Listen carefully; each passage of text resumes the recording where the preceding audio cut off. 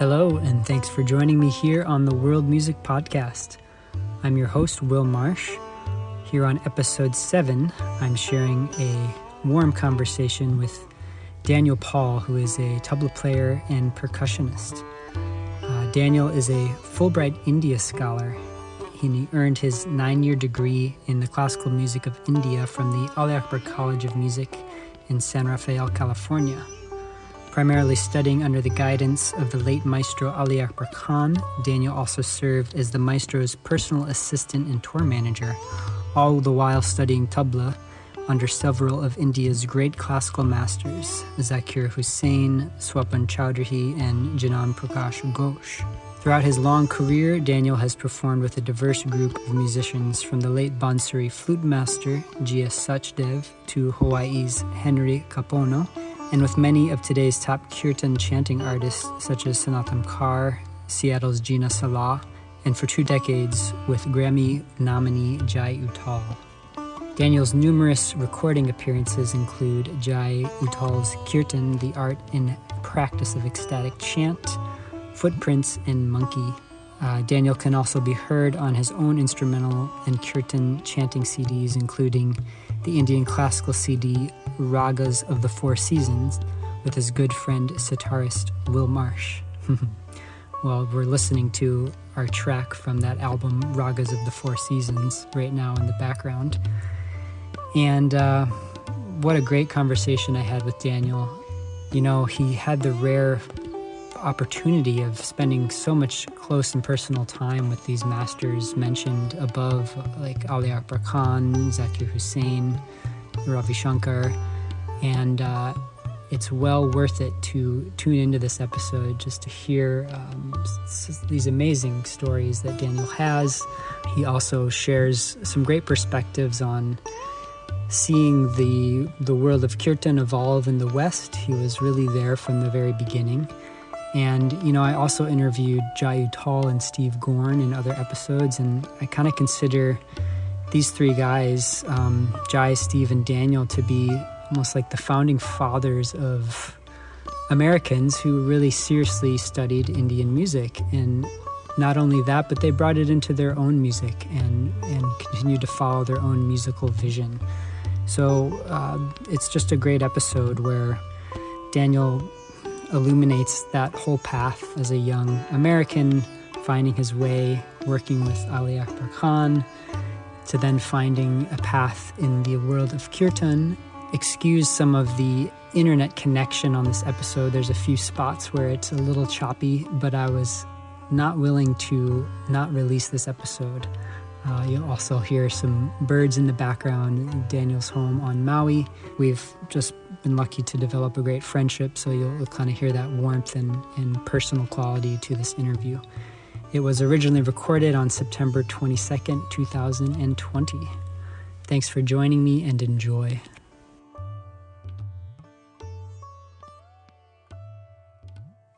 Hello everyone. Today I'm excited to have a good friend, fantastic musician, Daniel Paul, joining me. Well, it's a real pleasure to have you here. Daniel is joining me from Maui. And, you know, one of the things I'm curious about right off the bat, Daniel, is I'm curious what you were up to in your early music days before you discovered tabla. And was music a part of your household? And, you know, what were the early days like for you? Well, first, thank you. It's wonderful to be here with you in this format, different than sitting next to you with our instruments, which I love. So this is interesting and great. Evidently, we had a piano when I grew up. I barely remember it. Nobody in my family was cool. And I tried guitar, I tried piano. Nothing took, but I was driven to music somehow. I think when I was 5, my mother took me for recorder classes, and I remember adults in the room. And I guess we were learning to read Western music, but that didn't really do much for me. And by fourth grade, I had a little trio with Bobby Janssens on guitar and David Nunes, who was the smallest kid in the world, on a massive accordion. And I used to write songs about spacemen for our little trio. And believe it or not, which is really crazy, I actually invented an instrument out of Coke bottles and filled them with water. And I would set them up on the desk and we would perform for the class. And I played these Coke bottles filled with water with chopsticks, which is a jaltarang in modern India, or ancient India even. I had no knowledge of it, and of course later in my life I ended up on the tabla tarang, which is a set of tabla played like that. So it was kind of interesting. In fourth grade I was anticipating my future life. I remember a rock and roll band in junior high. I remember being drawn to listening to every kind of music, get my hands on. When I went away to Quaker boarding school in, what was that, 11th grade, I met two beautiful brothers who became my closest friends. A guitarist named Brandon Ross, who's a professional jazz player out of New York with Cassandra Wilson and people like that now, and Paul Block on piano, who grew up in a musical family with his violinist father, Alan Block, who was a famous fiddler. And we wrote for about 4 or 5 years together. We had a wonderful time. And they both were heading toward jazz, and somehow in my travels I ended up listening to Indian music. Of course, I was infatuated hearing the Hare Krishna groups, you know, trying to drum up acolytes on the street, but I loved their music. I wasn't quite into the scene, and I was drawn to their music, which was kirtan. I mean, at the time, I was in my teens. I hardly remember much. Were you exposed to that just in your local neighborhood, the kind of the Hare Krishna music and activity? Well, I had a, I think, fairly common upbringing, although I was younger than most. At about the age of 15, I left home and I traveled. I hitchhiked all around the country. So wherever I went, I would run into different. This is 1968, 69, 70, and up through 74. And I was just drawn. I was writing songs. I was kind of a lyricist, melody guy. I go back to my two friends, Brandon and Paul, and we would all put it to music. But along the way, I ended up with a tabla, not the bass drum, just the treble drum, and it was from Nepal, I believe, because it was a massive tabla. And I beat the hell out of it with drumsticks till the black god was gone. I knew nothing about tabla. But I think because of that, I started listening even more to classical music and would gather albums of Ali Akbar Khan and Ravi Shankar. And when I was 15, I did go to Woodstock. I lived not far, and my older sister's boyfriend took me. And I arrived while Ravi Shankar and the great Alaraka was playing. And I was in a bit of an altered state. And so I guess we're talking 69. So it really wasn't until 5 years later that I found my way back to Indian classical music, because I had heard the orchestra play with Zakir at a Ramdas. It was a big festival in Davis, and the Ali Akbar College Orchestra went up and played, and there were dancers under Chicharich Das, the great Kathak dance master I studied with there too, later. So I saw them all dancing, and I was like, and all these, you know, white guys and girls playing all the instruments, tabla, and like 30 of them. So I didn't think I'd be good enough, that I'd be smart enough. I thought it would be like Juilliard to go to the Ali Akbar College of Music. And I finally met someone in like December of 74. She said, no, you can go. They'll teach you, don't worry. And I immediately went, and boom, there we are. I'm starting in '75 at the Ali Akbar College of Music at Botheen Manor up in Fairfax, California. Wow. I love Got you this there. kind of full circle where, you're a kid putting together your own jal tarang, having no idea that that's what's actually going on. And then you get a taste of, the great masters, Alaraka and Ravi Shankarji at Woodstock. And you get your hands on a big tabla drum. You don't quite know yet what to do with it. And then you end up... Destroy it.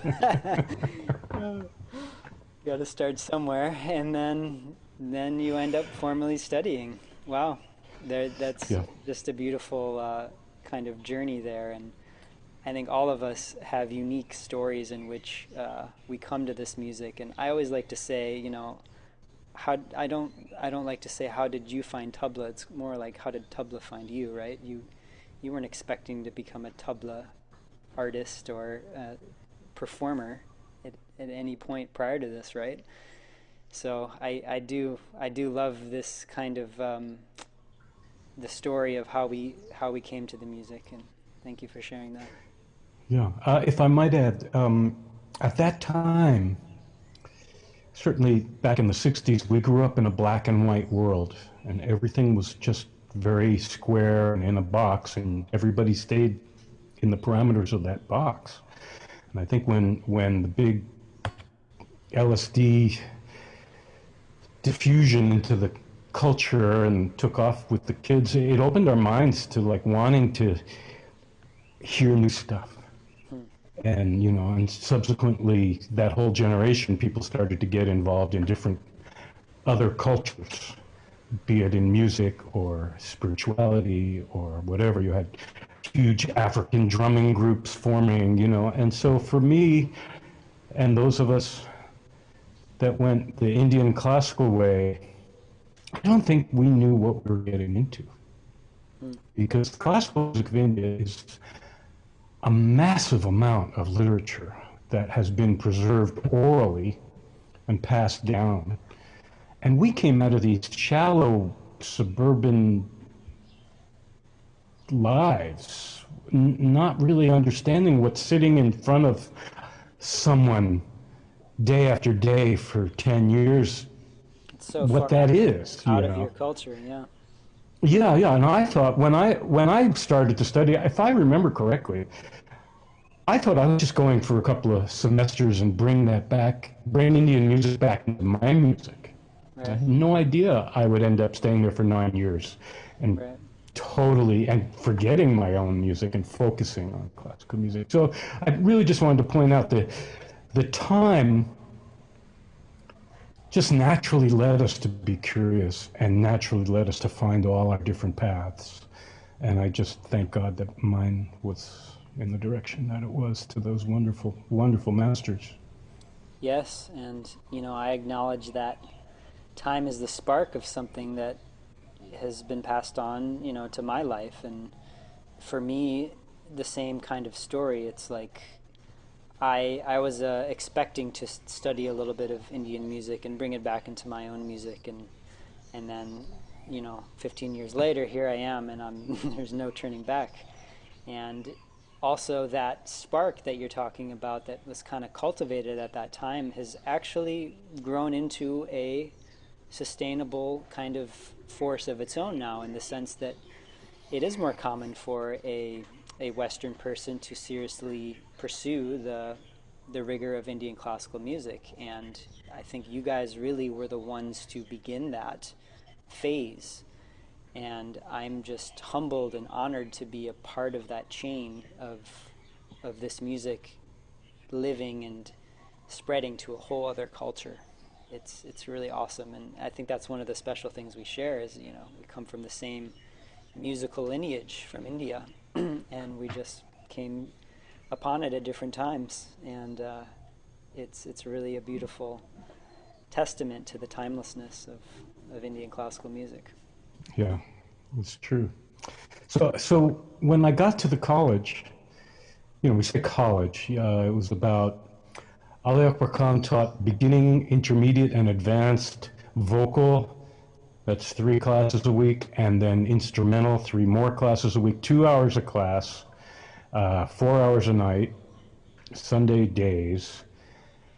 And then there were other assistant teachers, and then Zakir was teaching tabla twice a week to beginners, and he had intermediate and advanced, and sometimes it would be a solo lesson. I happened to live across the street from him, and he would say, "Hey, come on over to the house. I don't have any other lessons today." So I'd walk across the street, and he'd teach me. He'd sit me down in front of the TV, and he'd watch Star Trek just off to my shoulder.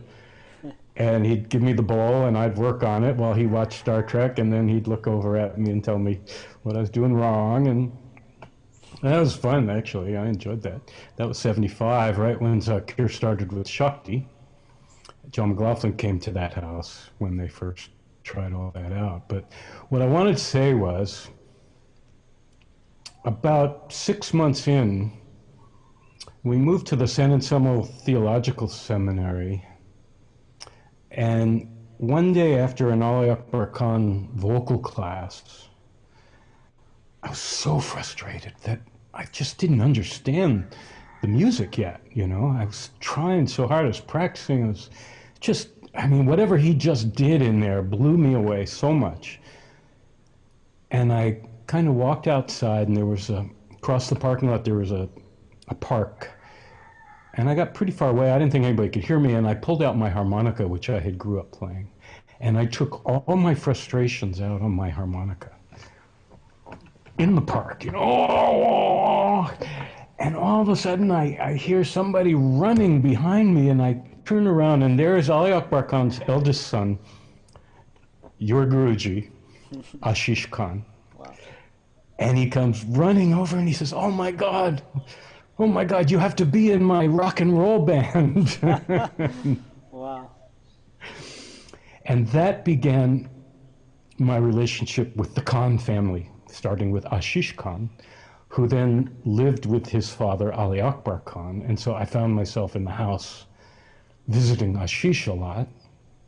Ali Akbar, Maestro Khan Sahib, as we call him. We didn't have a relationship yet, other than I sat in front of him in class. And anyway, that started my long, beautiful relationship with Khan Sahib and Ashishta. Wow. So you were playing the blues on your harmonica, and it led you to this more intimate relationship with the Khans. That's amazing. Wow. Yeah. Well, you're one of the few tabla players I know, Daniel, that has an equal aptitude and love for both classical and kirtan. And for our listeners who aren't so familiar with those two genres, I'm wondering if you could explain the differences and a little bit about both classical and kirtan. Both styles will include tabla, and you both perform actively in each genre. Right. But if you could share for someone who doesn't know the difference, that would be wonderful. Yeah, it's a great question, and one that needs to be understood more by the vast kirtan audience that has developed in the last 20 years.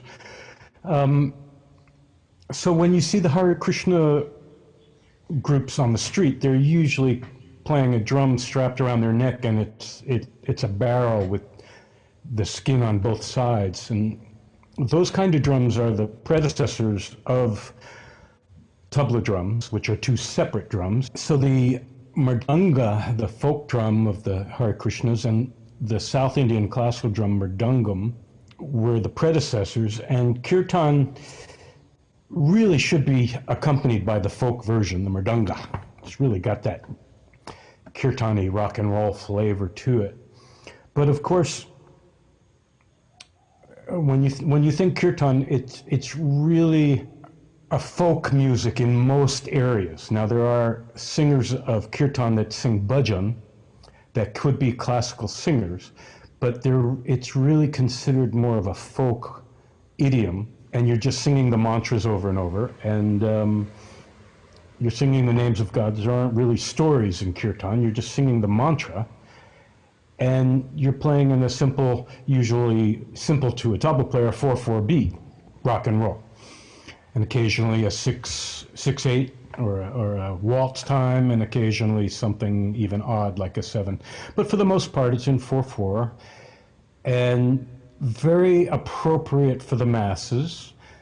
About 500 years ago, Lord Chaitanya brought kirtan out of the temples and away from the Brahmins and gave it to the people, and they sing and dance in the streets. And so it's an easy idiom to follow and sing along with. Does not necessarily use constructs of the classical music, but most of it is, even though they may not be aware of it. But the melodies can be, the scales can be definitely related to the classical structures. Now, alongside this music, and developed for thousands of years, is what we call Indian classical music today, of which there was a separation about 1,000 years ago when the Muslims invaded India. The North developed what we call North Indian classical, which is influenced half by the Persian culture and the cultural music of Persia over hundreds of years in the Mughal courts of the Maharajas in Delhi. So you have this homogenization of the two cultures, creating a new style of Indian classical music called North Indian classical music, or Hindustani music. While in the South, it stayed without that Muslim interest, that Muslim influence, and we call it South Indian classical or Carnatic music. So Ravi Shankar, Ali Akbar Khan, these are North Indian classical players. So Will and I are in the North Indian mode. And they like to say, I mean, this is a big subject, Will. How far are we going back here? The rishis, the old saints, thousands and thousands of years ago are said to have, maybe today we would use the word channel, but they kind of understood what scales went with what time of day, what emotions, what times, seasons, just every category of natural phenomena in nature and in the time cycle, and how all these scales related to each other. And you know, you find some people who believe this music comes even further back than the rishis and comes from like Atlantis or somewhere, or from the gods, you know. But conventional Indian history says about that time it came out of the jungles and into the temples and lived in the temples for a long time and kept being developed until comes into the modern age. When I say modern age, I'm talking 1,000 years ago, when the Mughals set up their dynasty in Delhi and created these just intense laboratories for taking this ancient classical system of music, odd time signatures, all the melodic structures you can think of. What Western music is versus Indian, that's another topic. But let's just say in India, it's the science of all the possible constructs of scales and rhythms into a beautiful format of performance. But the performance is not really a performance, because the audience in those days, and even today, the people in the know, they're feeling this construct that you're making to experience audibly what's happening in nature and in your emotional body. And so it's much deeper than just listening to music and enjoying it. I hope I made... Yeah, no, you've gone deep into this. It's wonderful. And yeah, I'm thinking about Swami Haridas, and you know, he was a sage who resided in the jungle, and he was the guru of the famous Tansen, one of the court musicians of Akbar the Great. And yeah, it's just a beautiful history. And even Tansen, who was so famous and beloved, would say, "Oh, but you need to hear my teacher Haridas." "Oh, where is he?" "Oh, he's in the jungle. I don't know where to find him." Yep. And then the king finds his way in the jungle, and you know, has to humble himself and take off his king hat so that he can be graced with the singing of this great sage in the jungle. Yeah. That's right. The king went to him. This is great. I think anyone listening who did not know much about this music now has a great vantage point of this rich history. And I know that's something that both of us love about this music, and wow, yeah, it's fantastic. But that's, that gets to that dichotomy, the difference between kirtan and Indian classical music, both north and south. So kirtan is instantly accessible. You hear a line, you never heard Indian music in your life, and you just sing it back as best you can. It's a prayer, and it's not a performance. It's how you would pray, like a Baptist choir, everybody singing in church. Okay, it's very totally correlated to that. Classical music is like meditation. It's like if you're learning to meditate without music, and you're sitting there and you're told processes of how to focus and everything.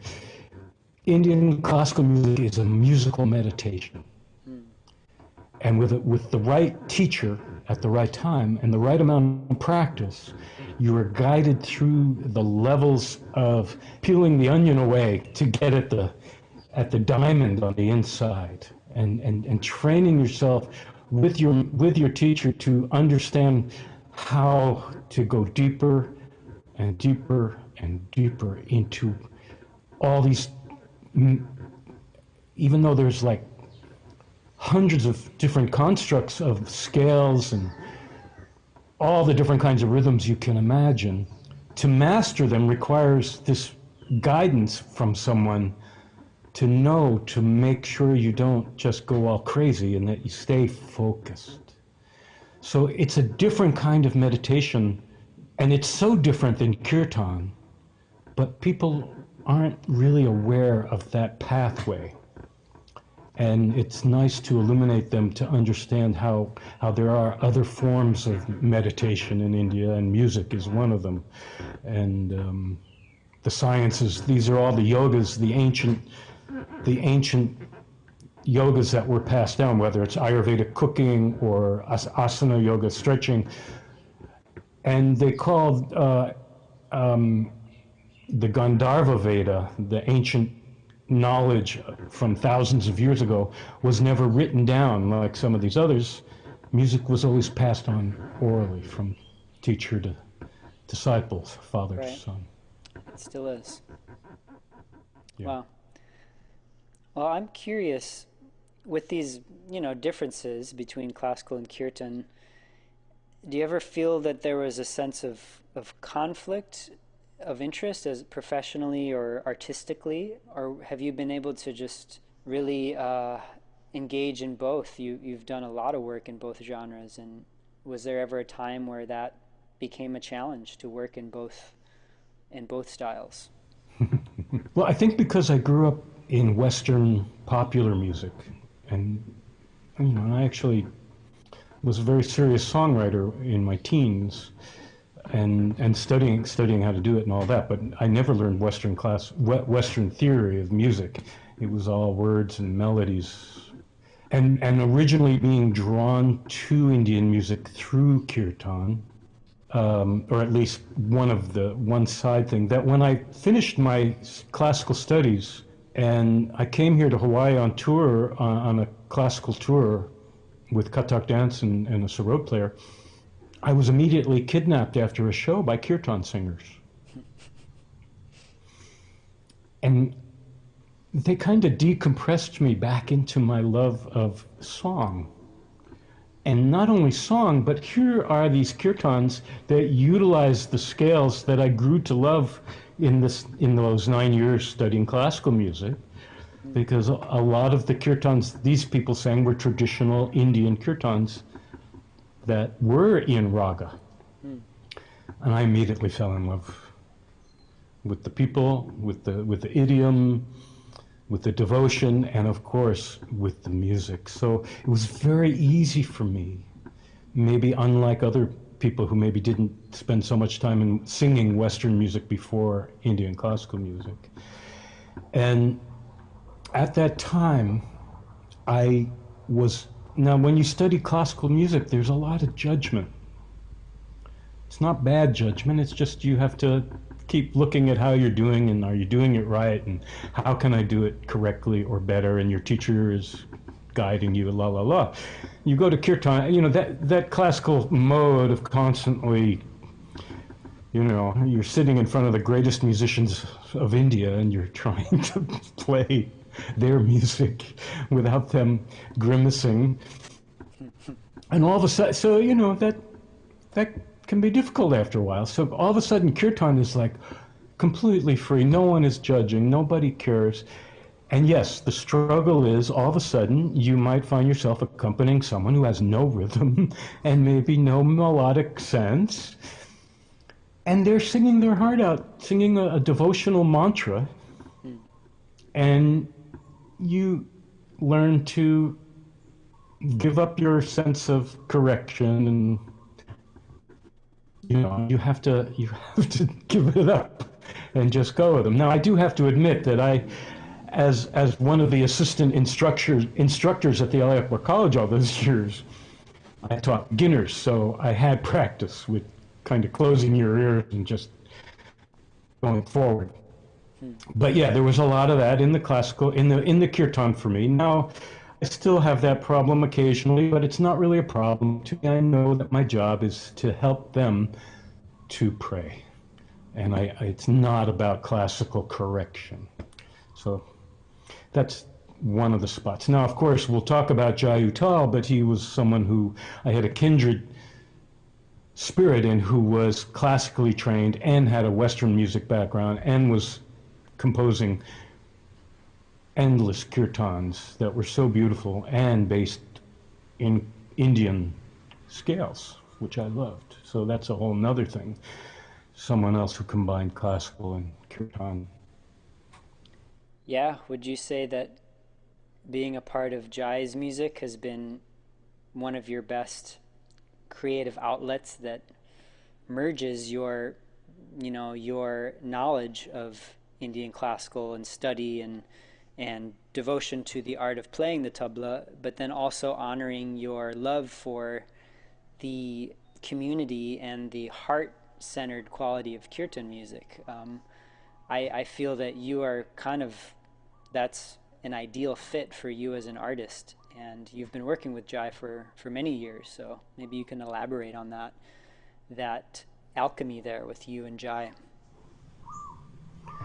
Well, the strange thing with Jai, still rather spooky, is that night when I first saw Zakir play at Davis Hall Earth Fair with the Ali Akbar College Orchestra. They were actually opening for Ram Dass, who was the spiritual master at that time. He had just, he was very popular, and he did what he always did, and he'd speak for a while, and then he'd have some musicians sing kirtan while he took a break. And Jai Uttal was the gentleman singing kirtan that night. I didn't meet him. I don't even remember him being there, to tell you the truth. But he was there, so my path almost hit him that night. And then many years later, after I left Ali Akbar College, I was playing a benefit for Ram Dass, hired to play classical music, and Jai introduced himself to me and asked me to stay and do some kirtan, private kirtan with Ram Dass and his friends, and I did. And we had an instant bond that day. We didn't know each other. He studied at the Ali Akbar College at a different time than I did. And we began, at that time he started his Pagan Love Orchestra, and that was anywhere from a 7 to 11 piece orchestra, 9-piece orchestra, rock and roll band with backup singers. And I helped support him a little bit there, getting started, and recorded those first 2 albums. And the great Jeffrey Gordon, good friend of Jai's, became the percussionist, and I subbed for him many times over the next 10 years while the Pagan Love Orchestra happened. And now in the Pagan Love Orchestra, Jai was combining all his influences, Western, popular, kirtan, rock and roll, and jazz. It's just a wonderful, it's not easy to mix Indian music and Western music. Many people try. Not always works. And it was just, go back and listen, there's like 4 or 5 Pagan Love Orchestra albums, and I recommend them to everybody because it's just incredible jazz kirtan fusion with Indian classical motifs thrown in. It's just perfection. And it didn't make any money. And around 2000, the call started to come from the yoga teachers who had studied in India and understood kirtan or sang kirtan. Of course, the old people who had gone to all the old gurus from the 60s on knew kirtan. But all of a sudden, these yoga studios were popping up, and they were not attached to the cults, to the gurus who were there. And they all started to ask anyone who sang kirtan to come out and sing kirtan. And that was the beginning around the end of the 90s into 2000 and on. So that was a big point for Jai's career and the band's kind of work phase. Yeah, I mean, Jai would have preferred that the pagans took off and he could afford to keep a salaried band, and because kirtan was his private practice. And even me at the time, I wasn't doing commercial kirtan. When I came to Maui, there were about a dozen great kirtan singers who had spent time in India with the various gurus or whatever and left. I called them renegades, renegade kirtan singers. And I fell into a group that would sing kirtan basically all the time, all night long, on the beaches. You know, there was never a paid gig, there was never a sound system. And everybody took turns, and we got together for every holiday, I mean, every weekend, and then any holiday was an excuse. Anybody's birthday was an excuse for kirtan. And this was constant over a 10-year period, 12-year period. Now, in the yoga studios, one could say, well, the better kirtan singers, even in India, they have professional kirtan singers who do get paid. But all of a sudden, the yoga studios created a scene where everybody's getting paid. If you played at a yoga studio, you're getting paid, unless you were the teacher singing at the end of your class. This is kind of interesting that culture developed, and a lot of people were not too happy about that. But there are a lot of good professional yoga singers that deserve to be paid, especially if you want to fly them or get them to come to your area. Right. We kind of got into another topic there, but to get back to Jai, he was reluctant in the beginning. Jeffrey was still around doing some of the gigs. I was playing with a techno band called Lost at Last with Jaya Lakshmi, who's another great kirtan singer. And we would do kirtans on the side without the band. That was always fun, with Deva Priyo on guitar. And then I left the band. The band had some management problems, even though it was doing pretty good. And I called Jai. I had been subbing, and I said, Jai, I'm available again. I can substitute, because I had stopped. I wasn't available for Jeffrey. Then I called Jai, and he, the kidder that he is, he said, oh, I'm sorry, I can't use you as a substitute. And he let it hang there. I'm dangling in the wind. Oh, fuck. And then he says, but I can use you full time. Jeffrey and I are going separate ways. So that was the beginning of our kirtan, whatever. He had already started, and I jumped in and did about 95% of his gigs for the first 10 years, and then now dropped down to below 50%. Stay home. But yeah, it's been 20 years of kirtan with Jai. It's been awesome. Wow. We're still going. We'll go again. Yes, once this stuff clears up, I'm sure you guys will be back at it. And yeah, from all of that, what I really loved hearing was, you know, you're somebody who saw the kirtan from its earliest stages in the West to what it is now, and there's been a lot of change in that time. And I love hearing these stories of, you know, for you on Maui, this kirtan practice was really a practice of devotion with your community, using music as the vehicle. And in my experience, I still see that devotion, but it's been much more of a professional kind of controlled environment where there's a festival, you know, a yoga festival, and then there's the kirtan musicians who are there, and, you know, there's everything is professional stages and all of this. And, you know, I perform with these groups as a hired musician. And I find that to be a very kind of interesting journey of this art form, kirtan. And I'm wondering, as someone who's seen it from an early stage to now, I mean, what do you see its next phase, or where do you think it's headed, and where would you like it to head ideally?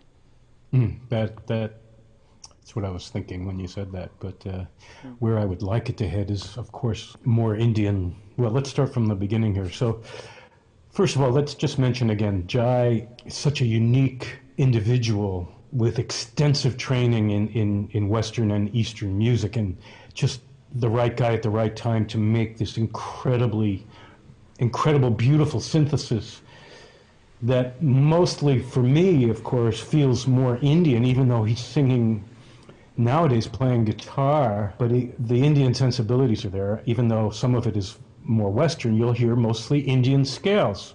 It could be any kind of exotic scale. I think in the beginning, most kirtan singers were singing traditional Indian kirtan that they had learned in India. Of course, there were always people who made up their own. I mean, even I can remember Guru Ganesha, who you all are aware of in the kirtan world, who played for Snatam Kaur for so many years and has his own career. And he was a pioneer. And he told me, I remember in the mid-'60s, the first time he got together with his guru, Yogi Bhajan in the Sikh tradition, and Sachdev, they met, and Sachdev had a guitarist, and Yogi Bhajan put Guru Ganesh out there, and they looked at the two of them at some restaurant even and said, "Go in the back room and write a kirtan."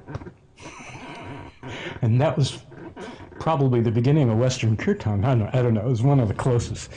So since then, so many people have written their own kirtans. But in the early days, I remember there were more people doing traditional Indian melodies that they learned in India. And that's what I love. And yes, there are people like Jai who can write their own. Jai's an exception because, I mean, I'm pretty serious about melodies, but Jai's kirtans, he has the incredible ability as a composer. 99% of his stuff is absolutely great. I love it.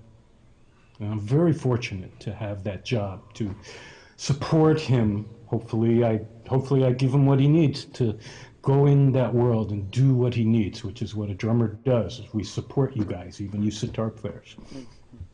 But as kirtan became more popular, and Jai has this kirtan camp every August that we do in the Bay Area in California for a week. And over the years, we'd almost be in our 20th year, if not for COVID. We've had a lot of people come through who are now on the road traveling after studying with us a bit. And a lot of them write their own melodies. Some of them are great. Some people are just taking regular Western chord progressions and putting the mantras onto it. Others are doing stuff a little Indian. Personally, because of my training, I would prefer to hear more Indian stuff. But I think maybe the Western world is maybe not ready for all those scales. And at the same time, I think it's a beautiful new art form when these people come up with their own styles and their own compositions using the mantras. People need to spend more time learning the proper pronunciations, myself included, especially if they're putting them on recordings, so that other people don't learn wrong pronunciation. So a little Sanskrit study is a great thing to do. And people like our good friend Gina Salá, who I've been blessed to play with for about 6-7 years now, who is also a Sanskrit master. It's just wonderful to be around someone who knows the proper pronunciations. Highly recommend that. So all this, as it moves forward now, one of the problems is, from a classical perspective, quality control. So you asked, what's the problems? Again, I'm coming around to it again. So if you're alone in your room, or maybe with a group of friends, or definitely with a group of friends, or maybe even in your yoga class, and you want to sing the kirtan, that's great. Who cares what you sound like? Who cares how in tune you are, how out of tune you are, how rhythmic in time you are? It's your prayer. It's a wonderful art form for people who don't have musical ability. But occasionally you have situations where people of limited musical ability have decided they want to push themselves into the paid kirtan circuit to get paid for it, like the professionals who've been out there for a long time.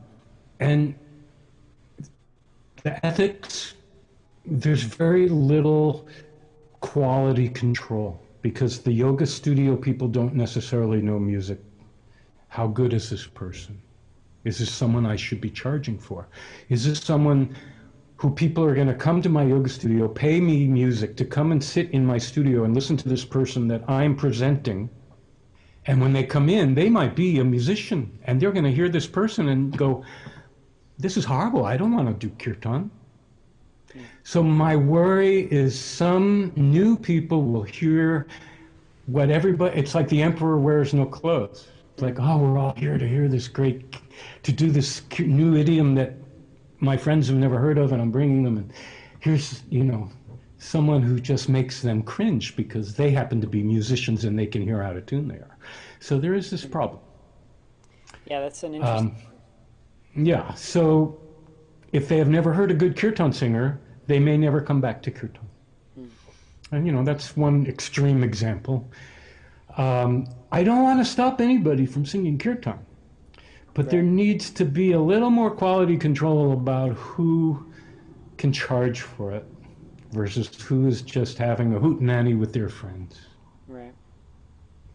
Because charging for it, yeah, if you have a lot of devotion in the kirtan world, people don't care how good musically you are, if you can really do that. But there are very few out-of-tune, really good singers that can get over because of their emotion and their devotion. Right. Most people need to get that across. Now remember, this is where the idea of classical music is the perfection of music and rhythm. And when you perfect that music and rhythm, you create the people around you who hear that to vibrate on a level that they recognize as being something they want to be around. When you sing out of tune, most people can feel there's something wrong, and they do not necessarily like it. Not everybody totally understands that without musical training, but a lot of people do. So, which is to say, all you budding kirtan singers, you should take some music lessons and learn how to sing in tune so that you could charm your listeners and bring them, you're the guide bringing the room on a journey of prayer. And the more in tune you are, the more people are going to want to sing with you. Yeah, I'm thinking of the analogy of, somebody who's going to give you medical advice. You would want them to have some understanding and training, and when you apply that to music, it's, yes, the devotion is a key important ingredient of kirtan, but it's also done through the means of music. So what I hear you saying is you hope that more and more people will pursue the study of the music behind the kirtan, and that will be the face of the kirtan that is out there, professionally and charging, and I definitely also agree with that vision. And yeah, wow. Well, there's a lot we can talk about, and I kind of want to bring it back to, you told us the unique story of how you became very close with the Khan family and ultimately a tour manager, among other things, for the maestro himself, Ali Akbar Khan Sahab. And you got to have the experience of touring with some of the all-time greats of Hindustani music, Ravi Shankar ji, Ali Akbar Khan Sahab, Al Raka, Zakir Hussain. And what are some of the things that you noticed behind the scenes while being on tour with these guys that you took away, or that kind of taught you and stuck with you? Because very few people have had that amazing experience that you have. And you played Tampura on stage, and you were right there with these guys. Yeah, that's a vast subject. My first year or two at the Ali Akbar College, I volunteered all the time. I mean, I thought I was going into an ashram. What did I know? India, Ali Akbar College of Music, I didn't know. cut my hair, whatever, right? I was a vegetarian, you know, I was trying to do everything what I thought was spiritual. And I thought, oh, I'm going to study flute, I'm going to study vocal, I'm going to study tabla, you know. And of course I get there and I realize, wow, this is way too vast, and I'm just going to study tabla and voice, forget the flute. And then I meet Ashish Da, your guru, and Ashish gives me my first behind-the-scenes look of what's going on. Now, Ashish is this, I mean, Ravi Shankar delivered him, for God's sakes. Ravi Shankar went and married Ali Akbar's sister in this little town in India where Ali Akbar's father was the Maharaja's court musician. And Ali Akbar's father had met young Raviji and invited him to study, and Ravi came and studied alongside Ali Akbar and then married Ali Akbar's sister. And Ali Akbar Khan, his wife, had your guru Ashish Da while Ali Akbar Khan was away on a rainy night, and there was a small village, and I don't even know if there was a hospital there, and Ravi Shankar was the midwife. Isn't that great? Anyway, I became close with Ashish Da and would go with him and his brother Prakash, who played tabla, on their tours. And Ashish was so devoted, and I started to understand that the concert was called a concert, but it was a spiritual meeting for him. You weren't performing. You were representing what music is on this planet to that hall and those people, and you were taking them all with you on that journey of worshiping perfection through rhythm and melody in this ancient literature. And so they respected that so much. And I remember Ashish, like, one time saying, no, don't touch the instrument case.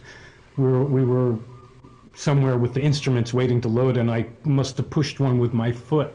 No, you don't do that. That's disrespectful. You never step over an instrument. You go around. You respect them as if they're people. And so Ashish Da gave me all this kind of early respect of these kind of things I didn't know. And as I started to work for Ali Akbar Khan, because I was working at the college helping to produce the concerts and everything, it was a very easy thing to move over, and he encouraged me to do projects for him, recordings and this and that. And each time I guess I got more confidence myself, because I was a novice, I was just a student, who Ali Akbar Khan was giving me recording projects, and he says, touring. He'd say, here, this man wants me to come and play, will you set it up, you know? And I started very basic and ended up getting him grants from California Arts Council for touring all the universities. And then we did Europe every year, first with Zakir and then with Swapan. And Zakir was also instrumental in teaching me how to become a manager. And what I'm getting at is these guys were really good at helping me to understand how to do their business. They never got angry at me. I don't remember Ali Akbar Khan ever raising his voice to me or saying an unkind word about the business that I did. Now, music, he'd never yell at you or anything, but he would let you know when you weren't doing it right, you know. But I know with Ashish Da and with Khan Sahib, Ali Akbar Khan Sahib, they had to learn how to cook because they couldn't find anybody to make the Bengali dal the way they liked it. And so all those years, Khan Sahib and Ashish Da in the beginning, would be cooking when I would come to the house. Yeah. And because I'd go over in the morning, maybe, and I'd stay for lunch, and they always fed me. And if I didn't come over to the house, maybe, because I had an office at the college, and they would send, if someone was going to the college, they'd send a Tupperware container with my lunch in it. So they were always watching out for me. And I wasn't paid very much in the beginning. I mean, the very beginning, nothing. And then every year I'd get a little bit. But It was never a lot, and I never needed a lot. I was just so in the right place at the right time for my understanding of what I wanted to do with my life, which was foremost to learn from these people what they had to teach and share that, turn around and do whatever I was supposed to do with it, which obviously turned into kirtan, not classical music so much. And they somehow, we set up this ability for me to help them and do that at the same time. And so that went on. I mean, I was there for 9 years, and then I kind of burnt out a bit. I was trying to practice too much. I was in the orchestra. I was in ensembles. I was playing kathak. I was booking concepts, Ali Akbar Khan's tours. I was producing the recordings, audio, video. We did videos. It just all got to be too much after a while. But in the process, I was there at the right time, at the right place when Ravi Shankar cycled back. It seemed like they would take breaks, and then every 5, 6, 7, 8, 9, 10 years over the decades, they would start playing for a number of years together. Because they grew up together studying under Ali Akbar's father, Ravi Shankar and Ali Akbar Khan were like one mind. It's called a jugalbandi when classical artists play together in a duet, because normally classical music is just one string player or singer or flute player accompanied by one drummer. That is classical music. So the melodic artist can really go deep and focus and meditate and not break their concentration. So most duets, jugalbandis, they're difficult for artists because they stop and they have to listen to the other artist. But with Ali Akbar and Ravi Shankar, they would be continuing each other's thoughts. When every duet we played, I think we played 3 or 4 years at Carnegie Hall. There's an old album live at Carnegie Hall too that RCA put out. We played all over India, big stadiums, 15,000 people. It was wonderful. And then besides Carnegie Hall in the USA, there were a whole lot of gigs. We would get together the day before, just the two of them. And first they would argue about where to tune, because the sitar is at D and the sarod is at C sharp. I can relate to that. And I forget which way it would go. And they tuned up a tambura for me, and it was just the three of us. And I would sit there in the hotel room and kind of be a fly on the wall and keep the tambura going for them. And they would go through this most amazing process, closing their eyes. And one of them would start to play some lines that they learned from Ali Akbar's father, Alauddin. And the other would jump in and go, oh yeah, musically remember. And then they would help each other along, taking turns remembering parts of the compositions or whatever, or improvising together. And they would do that for 4 or 5 or 6 different ragas. And then the next night, when the concert would come, they'd probably just play three of those, maybe 4.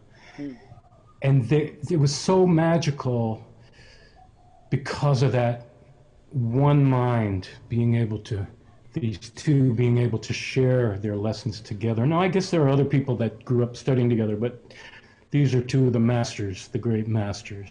And those things are legendary that they're playing. And I remember one time, to answer your question, we were in Europe somewhere, and I think it was with Zakir, and I remember at halftime, we went back into the dressing room, and I had never really heard them argue.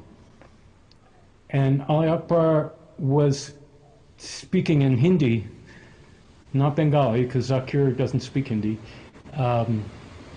very seriously, And so later I asked one, I said, what was that all about? Zakir had gone to triple time before Kansa. And in the ancient traditional way, the tabla player is supposed to wait for the melodic musician to introduce new rhythms before. It was that simple. I never heard them talk about stuff like that. The Indian classical structure for I'm going to use the word performance, even though I said it's not a performance, is this wonderful structure that's evolved over the years, and it starts with Will on sitar, whoever, singing, or instruments playing a lap Georgiala or just a lap without the drummer. And they're able to be free and slow and meditative, and they bring in more notes, and they go faster and faster and faster, and then they crescendo, and then they bring in the drummer. And they start all over again slow with the tabla player, and they start playing a melody that the tabla player recognizes the rhythm of that melody, by that melody, the gut. And the tabla player is supposed to figure it out right away. You know, literally, I mean, one cycle hopefully, and one or two after that. And good tabla players, they generally can figure it out. I'm okay at it most of the time. Sometimes I think when someone's playing in 7 that it's a 5 or something, or a 6, but it's not a difficult thing. One time, Ali Akbar Khan was very angry at Zakir Zakir started performing with John McLaughlin's band Shakti at the time I was studying with Zakir. And sometimes he would not show up at the time to teach or whenever. And he had a concert with Ali Akbar, and all the students are sitting in the front row, and Ali Akbar Khan was so angry at Zakir that he played something in a rhythm that nobody could figure out. And first he's like really seriously concentrating on it, because he's probably making it up on the spot, you know. Right. And we're all looking at each other, and you see students are all counting on their fingers trying to figure out the melody. And Zakir's up there trying to figure out the rhythm cycle, like we're all trying to figure it out. And nobody could figure it out. And Khan Sahib was kind of laughing at Zakir, and he did it because he was angry at him. And he finally told him it was 23. Oh, God. None of us ever got 23. That was something he made up on the spot. It doesn't exist in Indian classical music, or at least not in regular lexicon. Just in that moment it did. And, yeah. So, you know, moments like that, for the most part, one thing I love, I don't know about Ashishta, you could probably answer this. Khan Sahib, if we got his jacket on, we had our tea, had his final tea, and we got up to go to a concert, leave the house. If someone called him or the phone rang as he was going out the door, he'd turn around, take off his coat, sit down and have another cup of tea. It was bad luck. If someone stopped you as you were going out the door to a concert. I experienced that. Yeah, experienced that in Calcutta, where I saw that happen to people. They explained to me that idea that I wasn't familiar with, but yeah. Here's a great story, behind the scenes story. We're in Europe. The Indian embassy is taking care of us. We're playing at some huge 2,000-seat famous Parisian theater, and the embassy holds a reception for us at the embassy, and they send the Mercedes-Benz with the chauffeur, who's this big Indian guy, and we go sightseeing in the afternoon, and we go to the Eiffel Tower, and it's Swapan Chaudhuri, Mary Khan, 2 students, Brian and his girlfriend at the time, and me, and Ali Akbar Khan. We go up the Eiffel Tower, and they got the photograph booth where you stick your head through a thing, and you're a strong man holding someone up on your arm, and so Khan Sahib sticks his head through there, and Mary sticks his head, and the Frenchman who's taking the photos tells us the price, and he says you don't have to buy any of the photos. So we're just being stupid tourists, and we're taking pictures of everybody's heads. And when we're done, the guy says, okay, that's like $1,000 or something. He was trying to rip us off. It was much more than what he quoted. And so we started arguing with him, and he was big. And he picked me up by my shirt tails and lifted me off the ground. And Swapan is like trying to get him to put me down, and I look over the guy's shoulder, and there's Ali Akbar Khan putting his gloves on, going like ready to jump into the brawl, you know? Yeah. Wow. I was like, this is too much. Luckily, a policeman came, broke it up, told us to get out of there. But, you know, Ali Akbar Khan used to ride around Calcutta on his motorcycle. He had a little motorcycle, and I hear stories about it. I never saw that when he was young. He definitely had fun as a younger gentleman, and I think Ashish too. They knew how to have fun.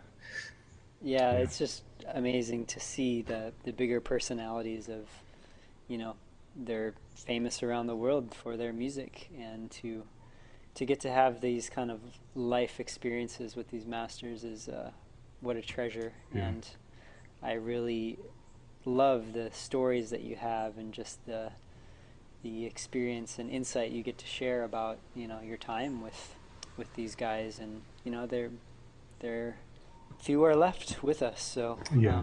I'm really happy today about just everything you've been able to share about Indian classical music and its history, and like I mentioned, about these great artists. And I think any listener who maybe doesn't have a deep understanding of this music is walking away with a great perspective and feeling for what it is that we love so much about this art form. And to kind of close it off, I'm curious, looking back on your journey and your path with music, what kind of advice or insight would you share for somebody who might be beginning a path in music? And what would you offer as just some words of advice? Well, first, go see all the great musicians you can see. I know it's not so easy now, but maybe on YouTube. Get inspired. Find the music that inspires you. If it's classical music, it's endless what's out there. Listen. It's like, if you want to be a great writer, you read. If you want to be a musician, listen. Get a teacher. You can go through teachers. You don't necessarily going to find the right teacher at first, depending on where you are and how you find. Don't let that stop you. Find another teacher. Study with more than one teacher at once. In the classical traditions, there's still a lot of, you know, you're supposed to stay in your gharana, in your family, and study with people in your family. But a lot of people do not do that. Just be aware of that. If you get into a classical gharana, classical school, they like you to stay with their family. But get a good sense of how to practice with a metronome, with a clock that goes, that you say, I'm gonna, you know, I don't have a lot of time, I gotta go to work. Okay, get up an hour earlier, and can you get 20 minutes in? Watch the clock. Don't stop until you get to the 20 minutes, and then you may go, oh, I don't want to stop, and go, you know, keep going. I used to do 50 minutes, sometimes 45 as an hour, and then I'd take a 10-minute break and do another hour, and I would get up early in the morning, 4 or 5 a.m., and try and get 2 or more hours in. And on Saturdays, if I didn't have to go anywhere, I would go, you know, take a break for breakfast and do 2 more. Take a break for lunch and do 2 more. Or maybe go out and do what I have to do in the day, and then try and get another hour. Even 20 minutes, even 5 minutes is better than nothing. Of focused practice, what your teacher is showing you. So whether it's Western music or Indian music, you all know what the exercises are. You hear them. You hear piano players in the back of your mind. Da da da da da da da da da da da. Those are the same exercises we do in Indian music. Yep. So if you want to be a kirtan singer, learn on harmonium, the scales and the exercises, and at the same time, I would suggest learning sargam, which is our version of solfege. Do, re, mi, fa, sol, la, ti, do, sa, re, ga, ma, pa, da, ni, sa, re, ga, ma.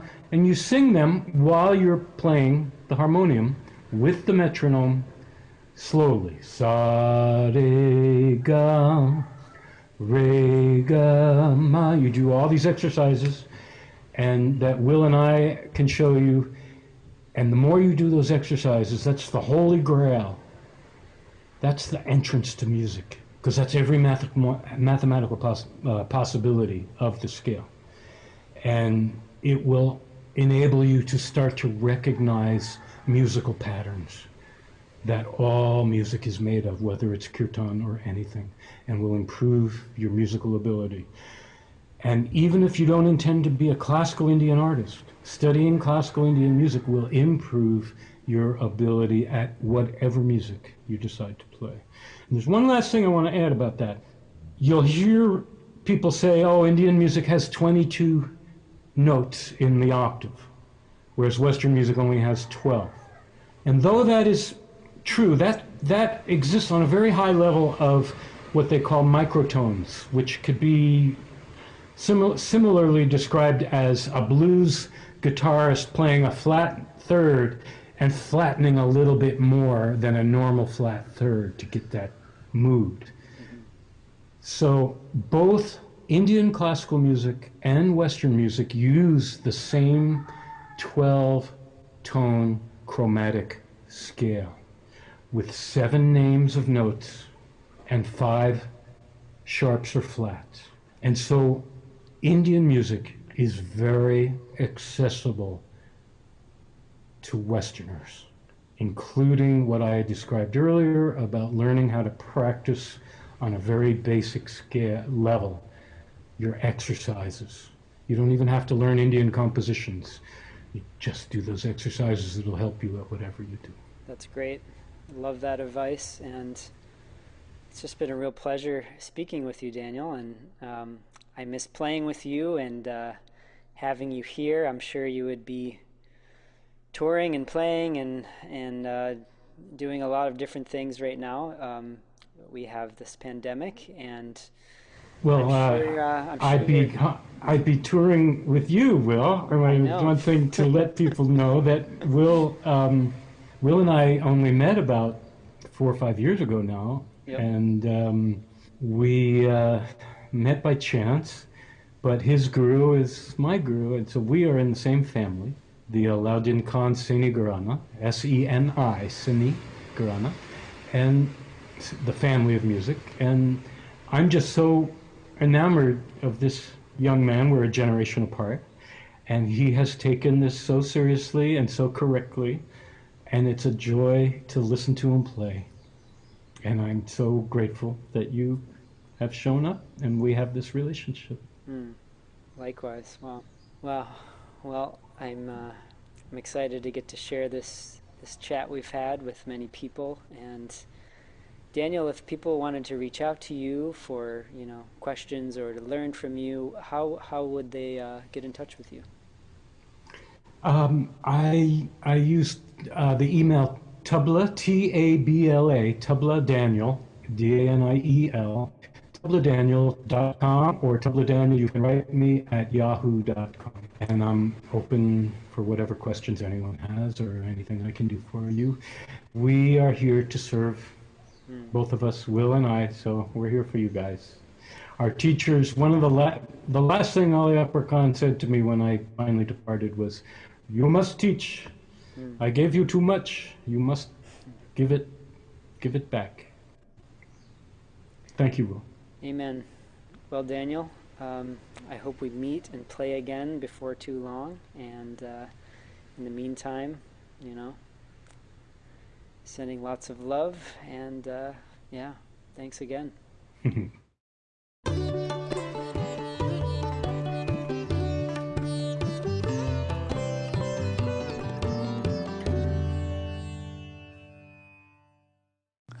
Another great episode.